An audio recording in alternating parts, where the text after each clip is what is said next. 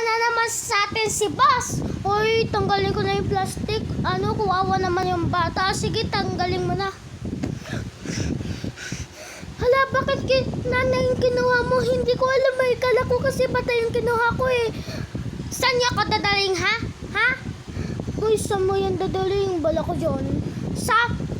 Kapag tinatanong kayo, sumagot kayo, saan niya ako dadaling? Sa pakenta po. Aba, sumasagot na kayo sa akin. Sabi niyo po, sasagot po kami. Papalusot ka ba? Aray! Parang maganda to ah. Pahiram na ng phone mo. Oh.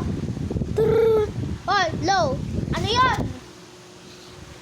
200,000 pesos kapalit ng mama mo. Okay. Kapag kayo binigyan ng anak ko ng 200,000 pesos, babalik niyo ako sa kanya? Oo po. Babalik ko kayo po. Oh. Kapag kayo binigyan kayo ng anak ko ng 200,000, kayo yung magano sa akin. Narinig niyo sinabi ng nanay ko? Opo. Nasaan na yung 200,000? Ito po. Madali ka na pala kausap eh. Ay, mo na lang sa kumare ko